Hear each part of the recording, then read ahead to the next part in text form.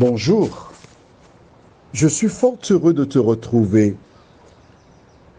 aujourd'hui afin de prendre le temps pour étudier ce thème. J'ai perdu mon mari.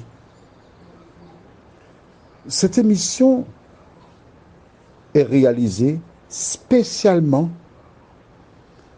pour les parents qui voudraient voir leur enfant faire de bons choix. Je rappelle que les éditions sont réalisées à partir de vidéos, images que les personnes me transmettent. Et c'est pour cela que nous abordons la question et apportons surtout des réponses appropriées. Je voudrais te rappeler que nos enregistrements sont faits en pleine nature parce que j'aime sentir le vent caresser mon visage. Et quand j'entends les oiseaux chanter, la volaille, cela me rappelle comment Dieu est bon et qu'il veille sur nous. Juste avant d'aborder notre thème, j'ai perdu mon mari. Prions, notre Seigneur et notre Dieu.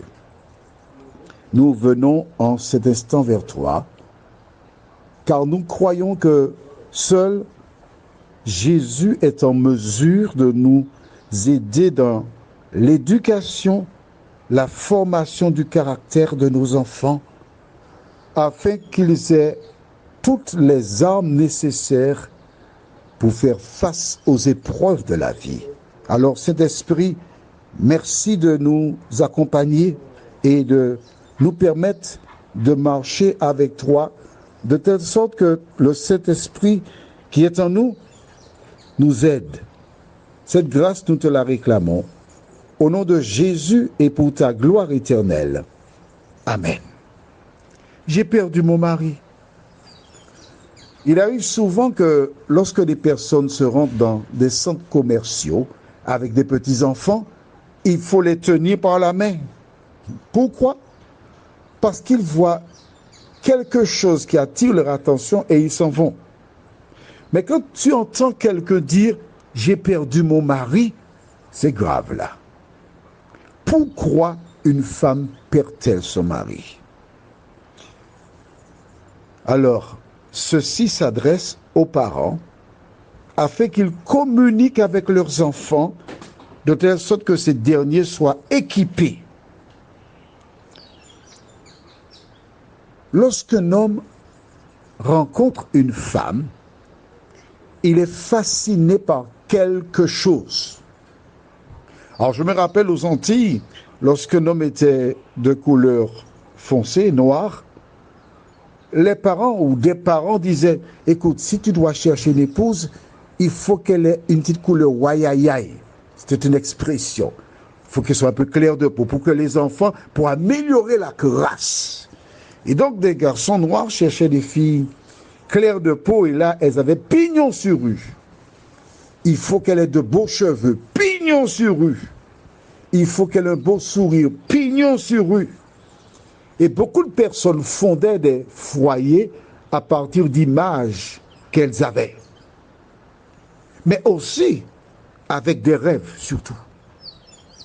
Il est donc important, avant d'entamer une relation avec quelqu'un, de te connaître toi et de mettre par écrit ce que tu es.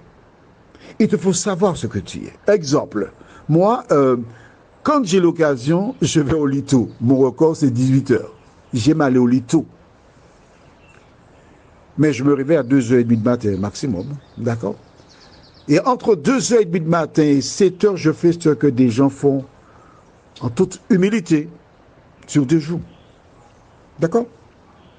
Si moi je cherche quelqu'un, je parle de moi, jeune homme, célibataire, hein, d'accord? On s'entend? Bien. Et je cherche quelqu'un et je rencontre Amélie qui me plaît. Et cette dernière me dit, ah, j'aime tellement danser, je vais aller en boîte, je rentre à 2h du matin. Cette seule information est suffisante pour que je sache qu'Amélie ne correspond pas et que ça n'ira nulle part. Mais il existe des imprudents. Que font-ils? Ils disent, oui, avec Dieu, nous ferons des exploits. Je vais la changer. Frère, sœur, ne fais pas ça, non? Un chat demeure un chat. D'accord? Lisons dans le livre de Genèse, chapitre 2, au verset 18. La Bible déclare, l'Éternel Dieu dit, il n'est pas bon que l'homme soit seul, je lui ferai une aide semblable à lui. Donc toi, jeune femme, tu dois être une aide pour ton époux. Mais pour être une aide pour ton époux, tu dois savoir ce qu'il fait, si tu peux l'aider dans ce domaine. Mais en dehors du fait qu'il y ait cette aide, l'autre chose très importante, fondamentale, c'est le vivre ensemble. Beaucoup de personnes se marient et vivent comme des célibataires. Elles imposent à leurs compagnons, à leur époux, leur style de vie. Elles ne communiquent pas et elles n'écoutent surtout pas ce que dit l'homme.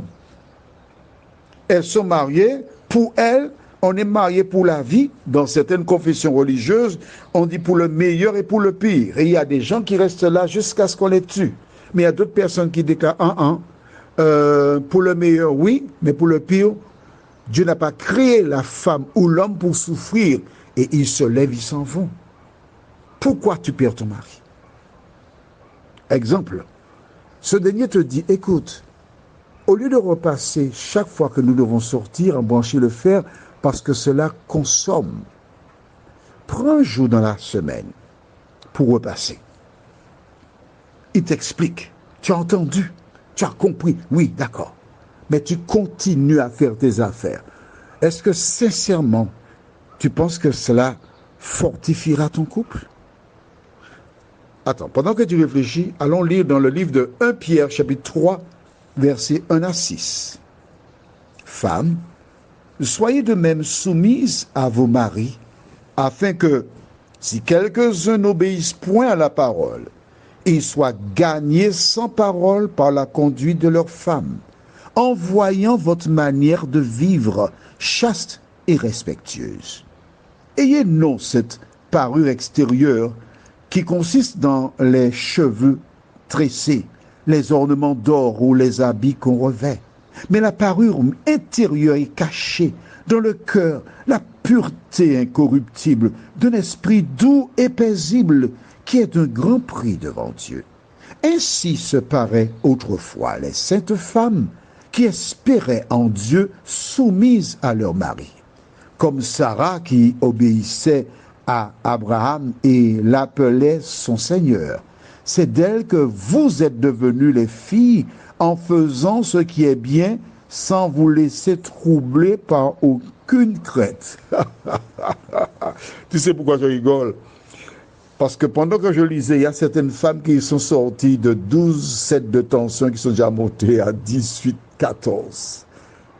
Elles font des allergies à un mot, soumises. Je ne sais pas entendre ça. Ah non, je ne dois pas être soumise à un homme. Écoute-moi bien, chérie. Ma fille, écoute-moi bien.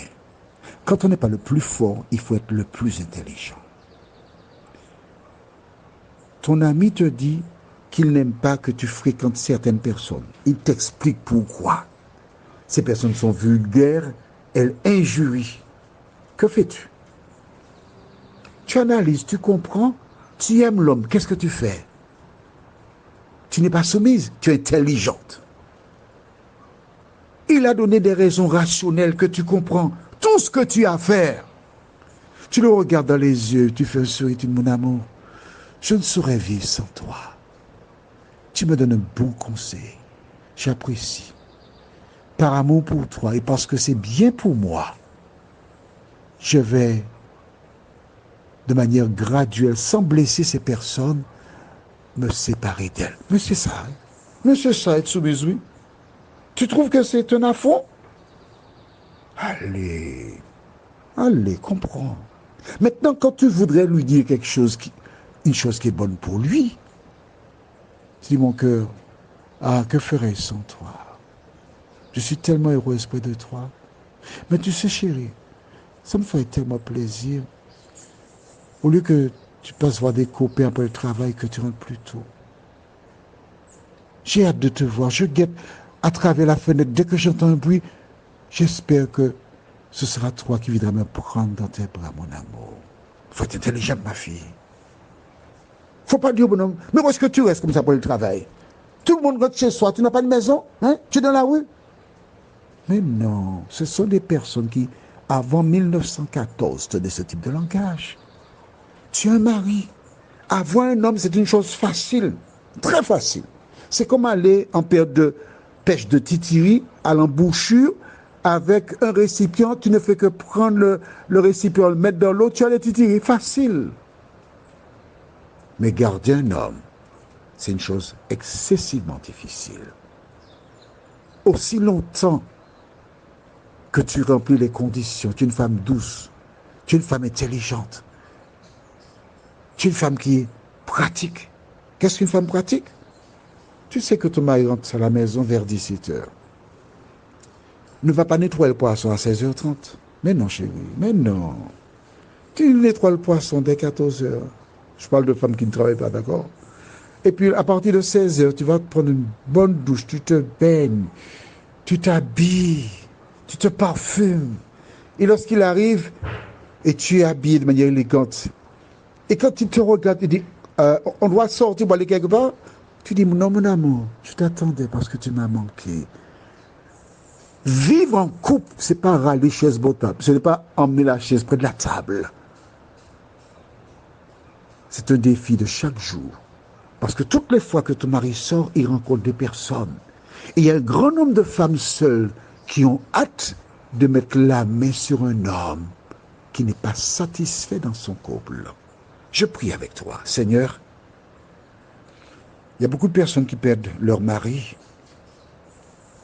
parce qu'elles ont manqué de sagesse. Ce n'est pas toujours le cas. Mais lorsque des couples ne sont pas basés sur l'Éternel, ils ne connaissent que l'échec parce que la Bible déclare dans Proverbe 18, verset 22, « Celui qui trouve une femme trouve le bonheur. C'est une grâce qu'il obtient de l'Éternel. » Seigneur, que chaque parent prenne le temps pour préparer, former leurs enfants, les filles et les garçons, afin qu'ils connaissent la mission, le devoir, de telle sorte que une jeune femme qui arrive dans un couple n'ait pas à prendre des cours du soir avec son époux pour connaître la vie, vice-versa. Fais du bien à tes enfants. Au nom de Jésus, Amen. Je te souhaite une bonne journée. Il est fort regrettable que les écoles ont toute espèce de programme, sauf apprendre aux gens à vivre ensemble. À demain si Dieu n'est pas de vie. D'accord.